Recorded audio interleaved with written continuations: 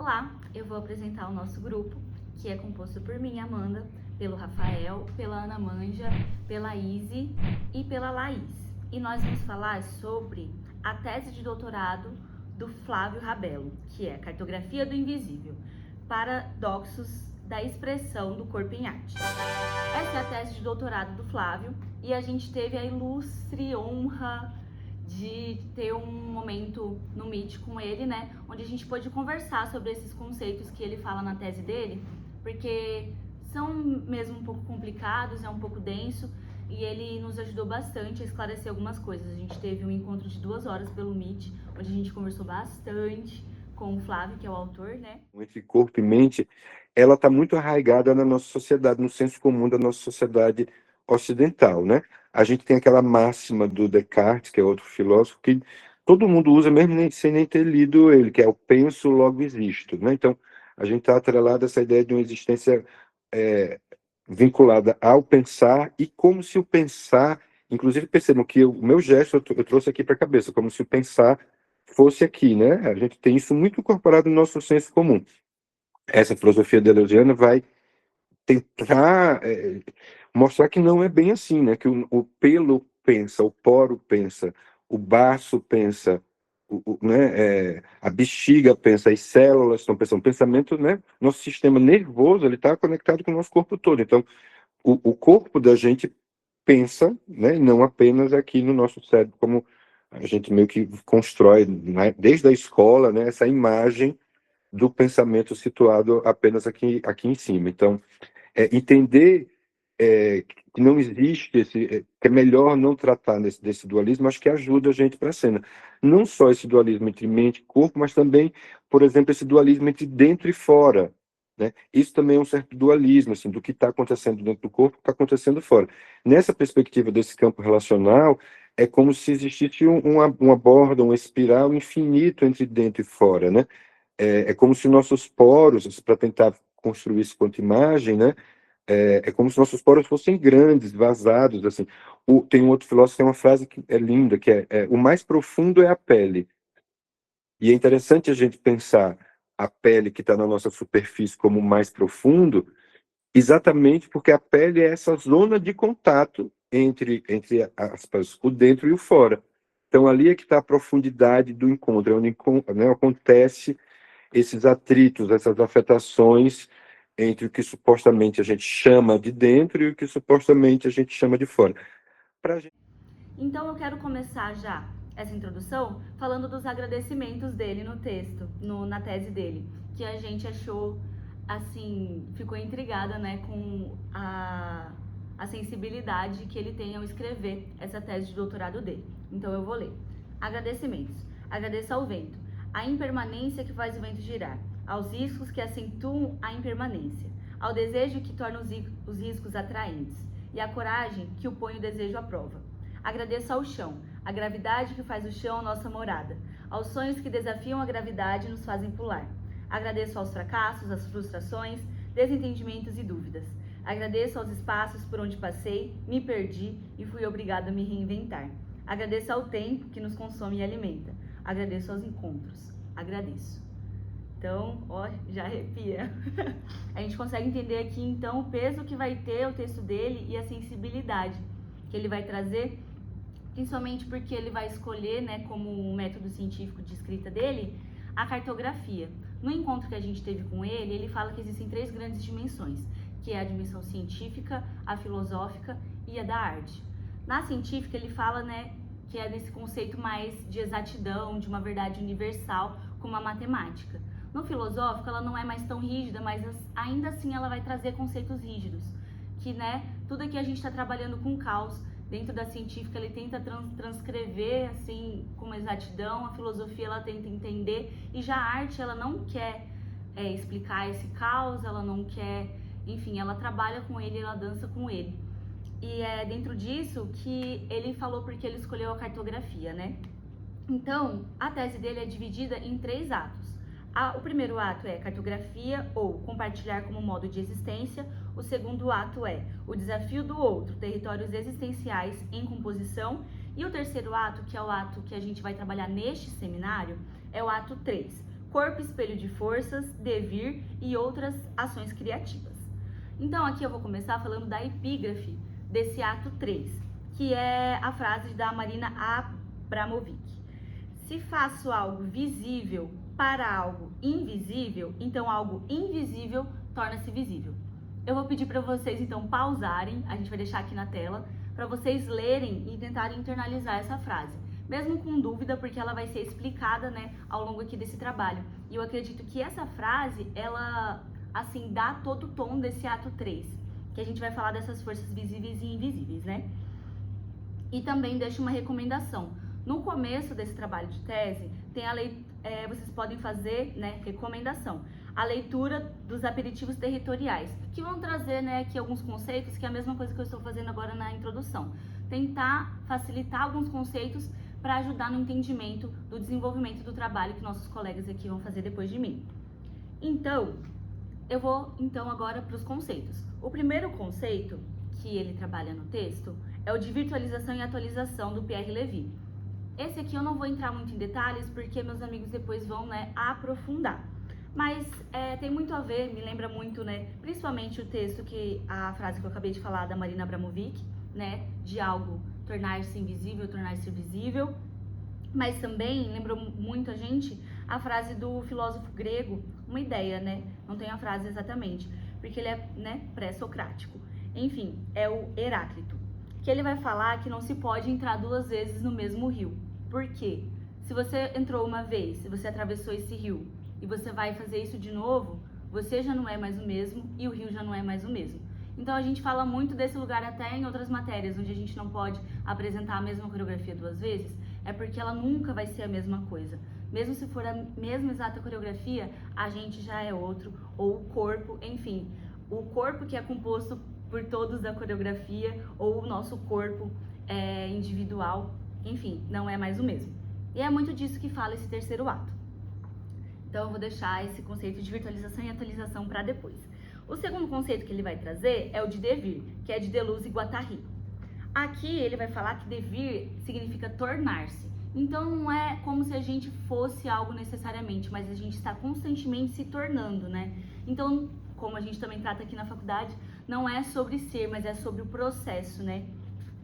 E ele vai se apoiar nisso e nesse conceito para estar falando, né? Que eu tô trazendo vários conceitos de corpo, né? Que nem a gente estuda na disciplina. Então, o artista, quando ele cria, ele não tá apenas representando alguma coisa, ele tá se tornando e também tá se atualizando, que aí depois vocês vão entender esse conceito, né? O terceiro conceito que ele vai trazer é o de rizoma, que também é de Deleuze e de Guattari. O conceito de rizoma, eles vão emprestar ali, né, um conceito uma metáfora retirada da botânica, que rizoma é como se fosse uma raiz, ou então um gengibre, que ele é basicamente uma raiz, que ele vai se ramificando para todos os lados.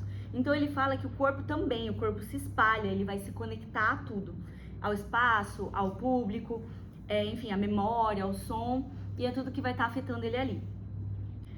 Então o corpo do artista é rizomático, porque ele não vai ter um centro fixo, ele vai ser feito de conexões vivas, múltiplas e também imprevisíveis. O quarto conceito que eu vou trazer agora é o conceito de corpo sem órgãos. Ele é desenvolvido pelo Artaud, mas o Deleuze e o Guattari também se utilizam, né, desse conceito para discutir e, enfim, propor suas ideias. O corpo sem órgãos não significa literalmente que ele é um corpo vazio ou um corpo literalmente sem órgãos, mas é uma metáfora para a gente poder se desprender dessas funções rígidas do corpo e das hierarquias e dos controles, né? O corpo que vai sentir, criar e se deixa atravessar, né, pelos afetos e afetações da vida. E aí nisso eu já entro então no quinto conceito, que é o conceito de afetação, que é do Spinoza.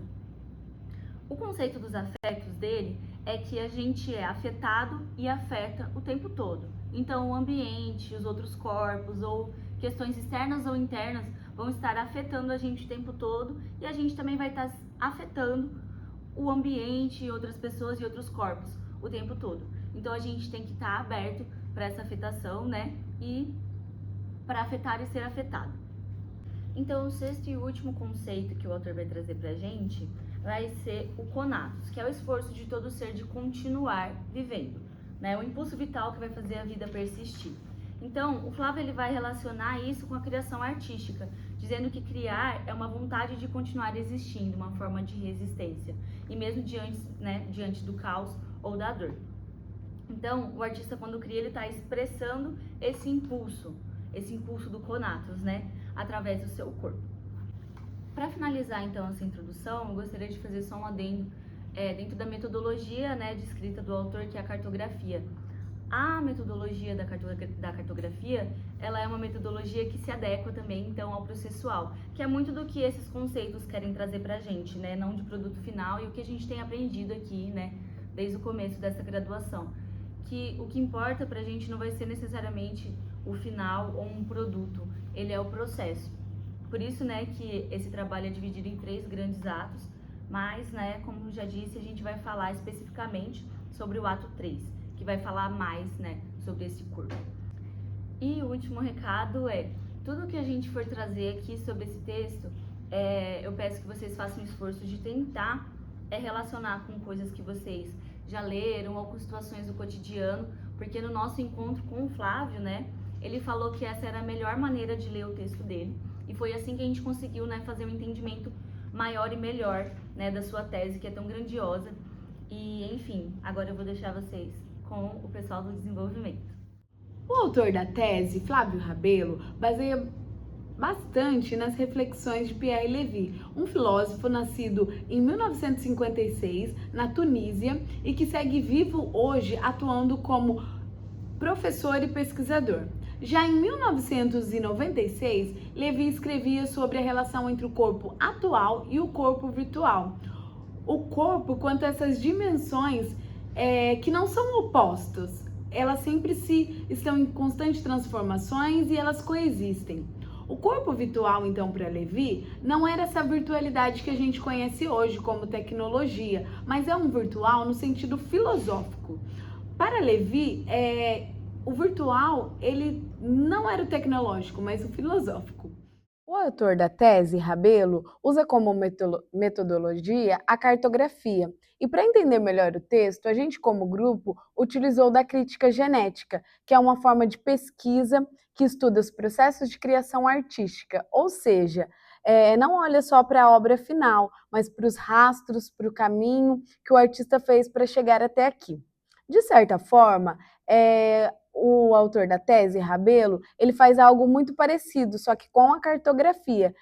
O que é invisível nesse processo, as sensações, os afetos, as forças que atravessam o corpo. Então dá para se pensar que essa cartografia do invisível também é uma espécie de crítica genética do corpo, só que voltada para a cena, para a experiência do artista.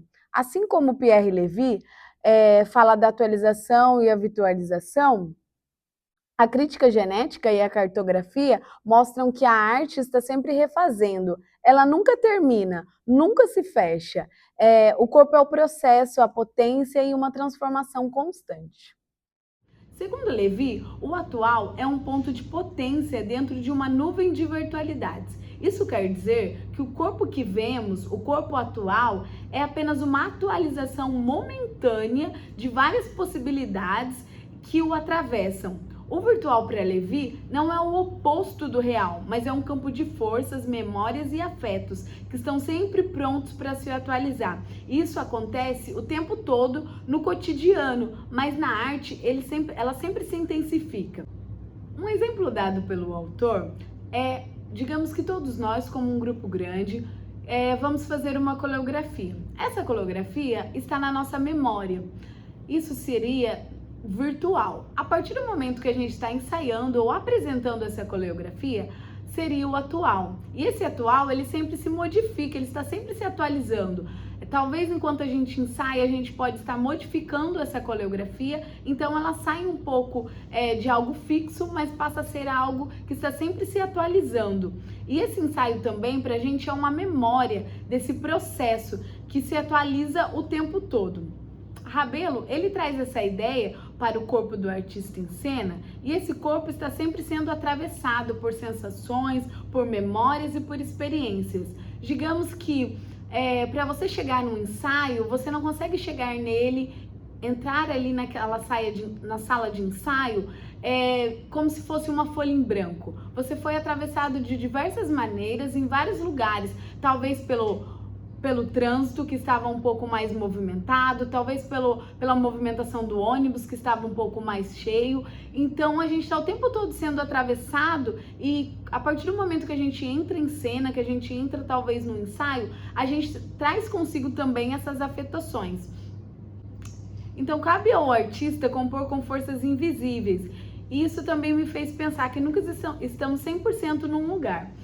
Porque sempre carregamos em nós algo que nos atravessa, os pensamentos, as emoções, as lembranças, o caminho até ali, até aqui. Ao ler o texto, eu pensei um pouco também em como isso tudo atravessaria o autor da tese. Como que, de alguma forma, ele conseguiu entrar nesse campo de pesquisa. E ele nos informou, em nossa conversa, que ele recebeu uma orientação do seu orientador, Renato Ferracini, que o levou a pesquisar sobre essas micropercepções e as invisibilidades do corpo. Foi então que ele começou a se aprofundar um pouco mais sua leitura em Pierre Levy. Se percebe então que o que Rabelo está descrevendo, não está descrevendo apenas um corpo pronto, mas acompanhando o processo de criação desse corpo em arte, o corpo que sente e que é atravessado e que se transforma o tempo todo. Afinal, o autor, o performance, o bailarino, ele está sempre estimulando esse processo para exercitar o campo atual e o virtual a partir da memória.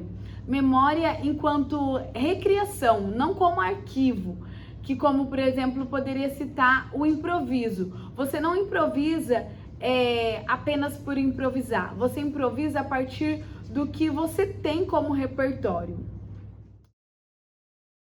Bom, gente, então, falando um pouquinho agora sobre os outros autores, porque a gente já falou um pouco sobre o Pierre Levy com a Ana Manja, né? Ele também traz outros dois autores para explicar Deleuze. Deleuze é bem complexo, mas ele também vai trazer o Spinoza e o José Gil. O Spinoza, ele traz no texto, a partir de Spinoza, a teoria dos afetos, ou seja, do que vem do verbo afetar. Como eu afeto o outro e como o outro me afeta. Ele traz três principais tipos de afetos, sendo eles o principal, o desejo, os afetos tristes e os afetos felizes. Eu vou focar depois um pouquinho no desejo, agora eu vou falar um pouquinho mais sobre os afetos tristes e felizes. O que são os afetos tristes? Os afetos tristes são aqueles afetos que nos amarram, nos prendem, nos anestesiam neste mundo, nos tornam mais rígidos, enfim. Esses afetos, eles são muito importantes a gente deixar bem esclarecido sobre esses afetos tristes, que não são apenas pessoas que podem afetar de formas tristes neste mundo, mas também instituições governamentais, que são construídas por pessoas, mas muitas vezes não é alguém específico, e sim uma empresa, ou enfim. Por quê? Qual que é o objetivo do mundo fazendo com que essas pessoas fiquem nesses afetos tristes? Produção de capital, ou seja, uma pessoa recheada desses afetos tristes vai só pensar em uma coisa: eu preciso trabalhar, preciso pagar minhas contas, e depois preciso trabalhar, preciso pagar minhas contas, e isso infinitamente. E isso torna esse corpo cada vez mais anestesiado nesse contexto. Os afetos felizes, eles são aqueles que fazem o oposto. São aqueles afetos que nos estimulam para a criação. Eles nos estesiam, nos trazem essa estesia, de sair do lugar, de não se fixar-se, de desdobrar, de espalhar-se. Aquilo que nos libertam desses padrões e nos tornam potentes nesses lugares. O outro afeto é o desejo. O desejo, ele teria essa relação, ele traz muito essa relação com o que seria o conatos. A Amanda explicou um pouquinho para vocês o que seriam esses conatos, mas eu vou explicar um pouquinho também que o conatos é um corpo que quer permanecer vivo, um corpo que quer permanecer em existência. Ele também traz a ideia, Spinoza, de que um corpo não é só um corpo quando ele está em relação. Quando eu estou em relação com outra pessoa, então, tecnicamente, são dois corpos ali. Spinoza vai falar que esse corpo são um só, que esses dois corpos são um só. Ou seja, o que forma esse corpo como um só é a relação. Então, se eu estou em relação com alguém, se eu estou no coletivo, eu vou tender a permanecer nesse coletivo. Isso a gente tem já estruturado na nossa vida, já historicamente, né, pela história da humanidade, que a gente sempre se condicionou a um certo lugar, até mesmo nas comunidades nômades que iam de um lugar para o outro, eles sempre estavam em coletivo, e era essa coletividade que fazia com que a gente crescesse, enfim, se desenvolvesse. E essa coletividade vinha desse conatos, que também vinha que estimulavam esses afetos entre as pessoas. Então, gente, o desejo aqui, ele é esse lugar da gente querer permanecer em existência. Depois o Deleuze, em suas obras, ele acaba aprofundando um pouquinho mais esse conceito. Esse conceito ele já vem de Spinoza também, mas ele também é aprofundado por Freud, por Lacan, por Jung, que são da psicanálise, né? Mas esses psicólogos, né, da psicanálise, eles pensam muito mais do desejo enquanto esse lugar de falta, sabe? Ou seja, aquilo que está em falta. Eu desejo aquilo que eu não tenho. Isso vem a partir do complexo de Édipo, enfim. E o Deleuze, ele questiona isso. Por quê?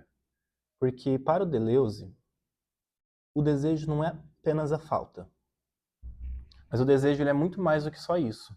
De que a falta seria apenas uma máquina acoplada a esse desejo. Enfim. Outra ideia é a ideia de espelhamento de forças. Essa aí aqui a gente já está começando a entrar um pouquinho em José Gil. A gente está começando agora a falar um pouco sobre o José Gil, que traz esse espelhamento de forças.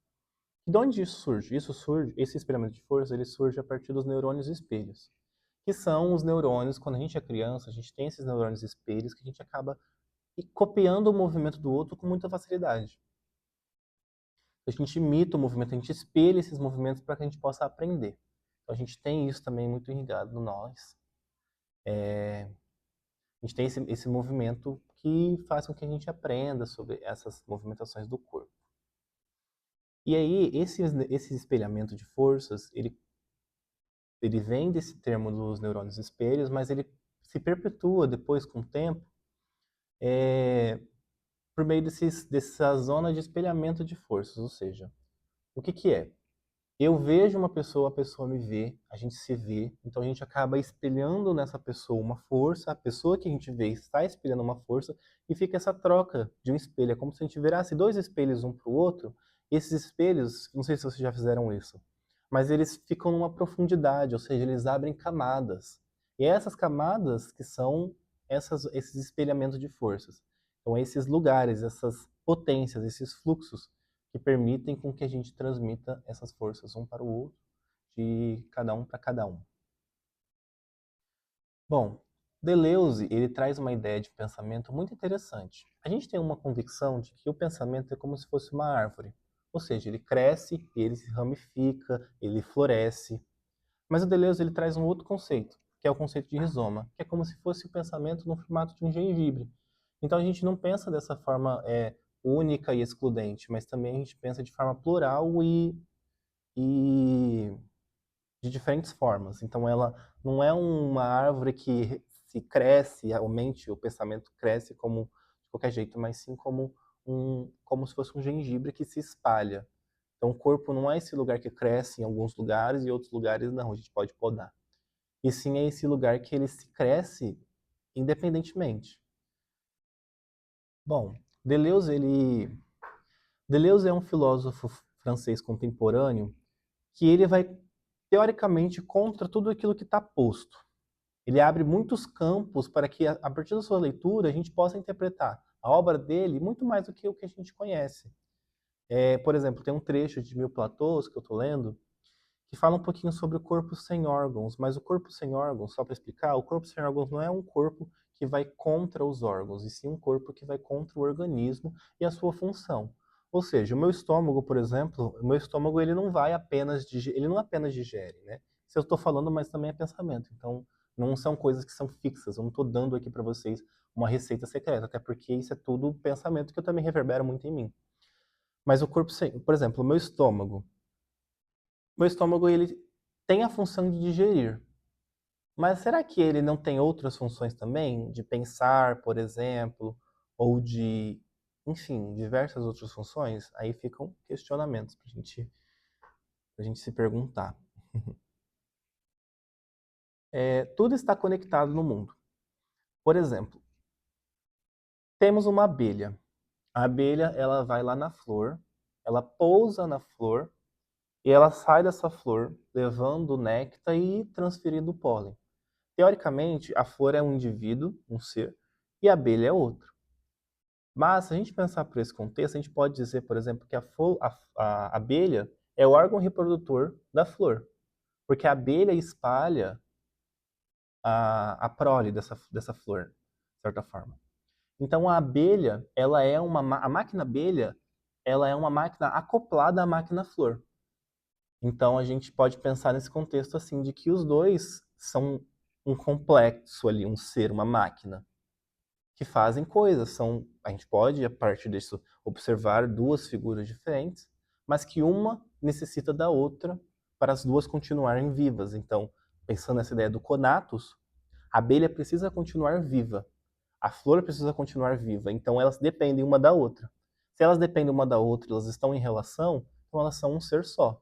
Esse ser em relação que traz essa potência, né? E aí, pensando nesse lugar também, trazendo todos esses contextos para a cena, o ator, o performer, o bailarino, é muito importante destacar que esses conceitos que a gente traz aqui são conceitos que, na cena, eles são muito mais intensos. Eles acontecem no cotidiano, a arte contemporânea traz isso, né, que é o tema do nosso seminário. A arte contemporânea traz esse lugar de que a cena também acontece dentro do cotidiano, de forma cotidiana, e o cotidiano também pode acontecer na cena. E a arte contemporânea permite muitas coisas, né? Mas como que a gente pode observar esses contextos, né? Porque tudo isso que a gente falou não é muitas teorias cênicas, né? São teorias mais do cotidiano, que a gente também leva. Que na cena, esses contextos, eles crescem muito, eles se afloram. É na cena que a gente consegue observar isso com muita mais potência. Então a gente consegue observar o espelhamento de forças com potências. A gente consegue pensar nessa teoria dos afetos com muita mais potência, nesse lugar do corpo sem órgãos, do corpo em relação, do rizoma. Todos esses conceitos e muitos outros conceitos filosóficos cotidianos, a gente consegue observar eles na cena de forma muito mais aflorada. Na cena, às vezes, um movimento move muitas coisas. Um dedo que a gente move muitas coisas. E aí eu vou trazer então também por fim agora uma pergunta última, que é uma pergunta que o Deleuze faz em uma das suas leituras, que inclusive a professora Gabriela fez essa pergunta pra gente no primeiro dia de aula, que é: o que pode um corpo? Ele traz no seu livro, Deleuze, livro Diálogos, o que pode um corpo? De que afetos você é capaz? Fica a reflexão. Eu vou deixar a citação completa aqui do lado para vocês pausarem assim e lerem, porque é muito interessante, eu acho muito potente, mas mais para o campo da reflexão mesmo. Agora eu não vou me prolongar muito. É isso. Partindo das explicações anteriores, podemos observar como que essas ideias estão presentes na cena artística. Primeiramente, entendemos que os conceitos que o autor traz no texto estão intrínseco no nosso cotidiano, e tais ações se intensificam na cena, compreendendo esse lugar de potência. De acordo com Flávio, o corpo em arte é o mesmo corpo que age e pedestre no cotidiano, estando ele, assim, sujeitado ao mesmo espiral contínuo de forças que o atravessam. A diferença entre eles estaria localizada apenas nos graus de expressão que atualizam a cada instante a presença de cada corpo. Essa expressão tem sua potência estabelecida pela própria relação, sempre em fluxo, com os corpos que os corpos criam entre si.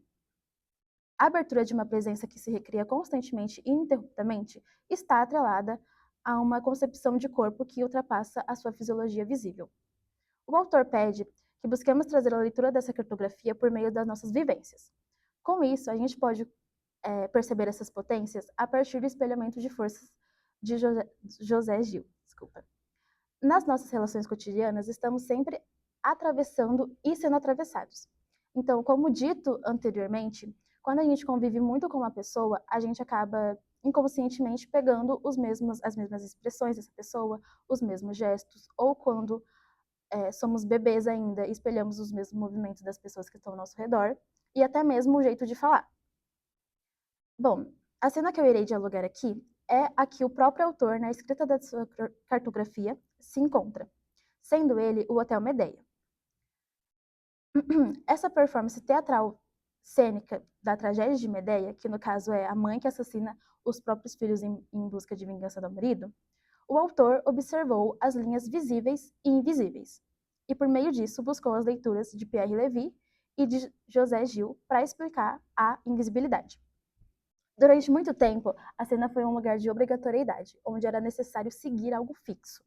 A arte contemporânea vem com a intenção de propor outra visão de cena, tirando essa parte do fixo de lado. O corpo em arte é reverberado por diversas teorias e situações. Pensando nisso, outra performance que dialoga com os conceitos do texto é de Marina Abramovic, a artista está presente. A performance sentou em uma cadeira, em silêncio, e convidou as pessoas que estavam ao redor a se sentar à frente a ela e manter um contato visual sem um tempo definido. Durante as 700 horas de realização dessa performance, o seu ex-companheiro na vida e na arte, Uley, se sentou à frente a ela e ambos se emocionaram.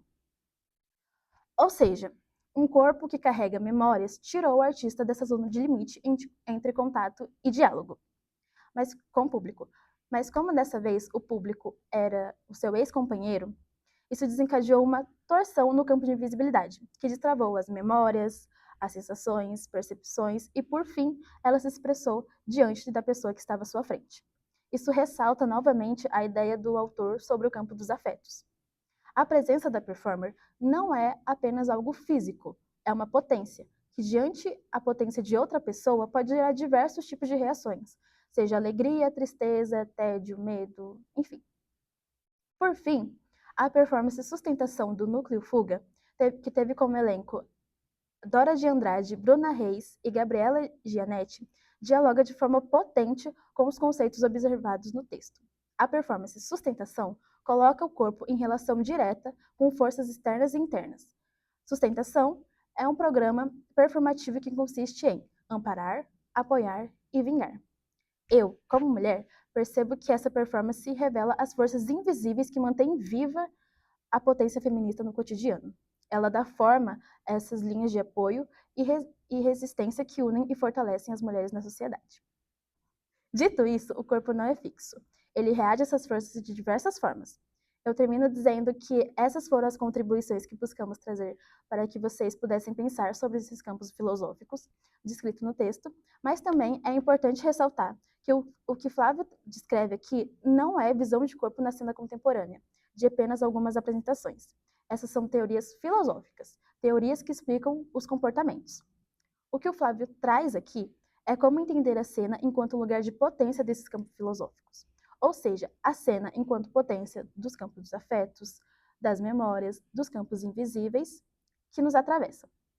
É por isso que nós ensaiamos para criar memórias e usarmos dessa memória do processo como um caminho para percorrer durante o ato da performance.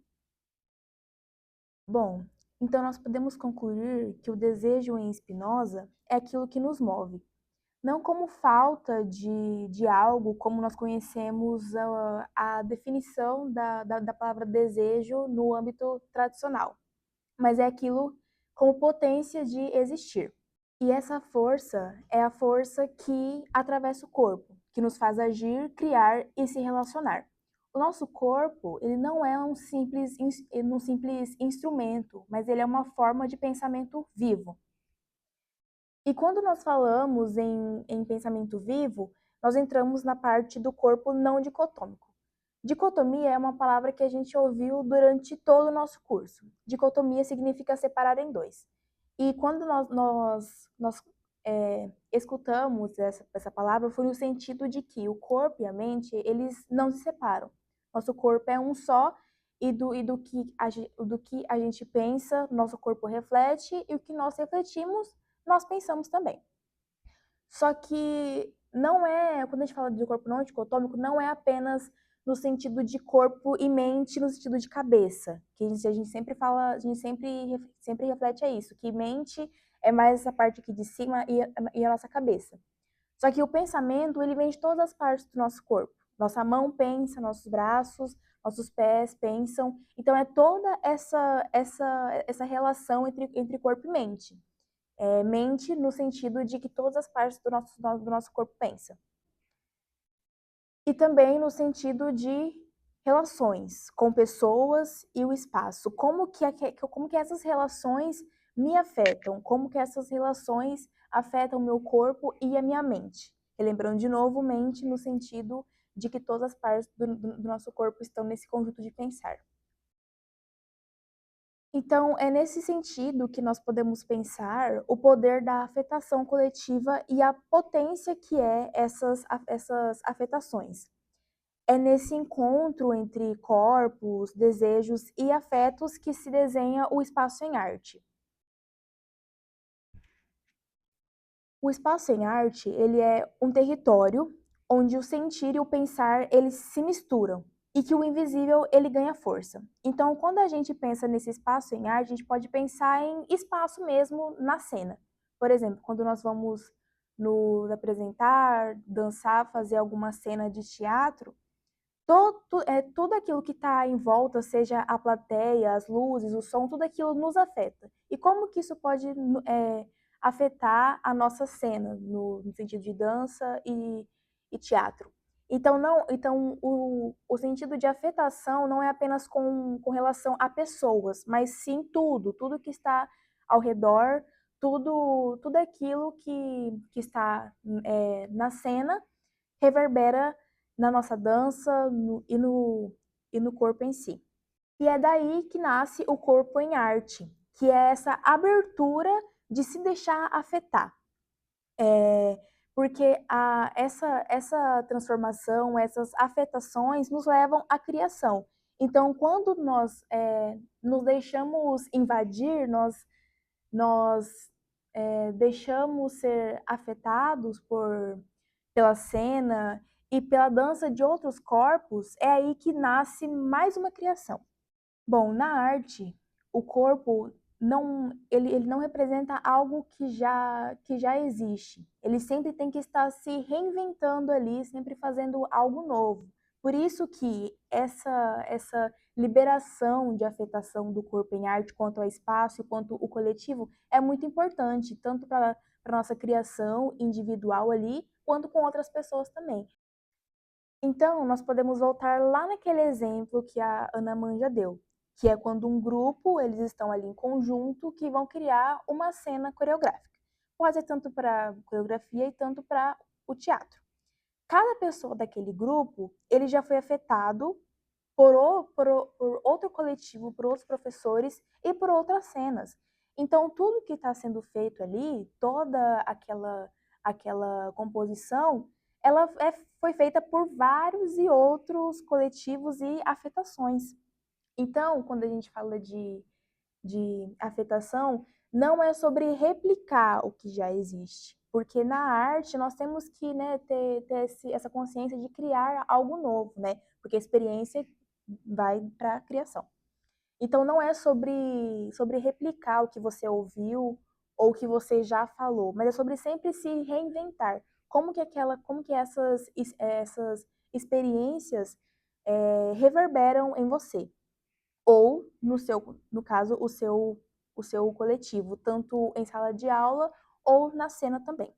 O corpo em arte é, portanto, o corpo que se faz o mundo, corpo que deseja, sente, vibra e transforma. Então, o corpo, ele não está 100% em um lugar só. Ele não fica afetado por uma coisa só. Então, nós sempre estamos nisso de transformação e reverberações e afetações. Então é isso, e muito obrigada por assistir ao nosso seminário.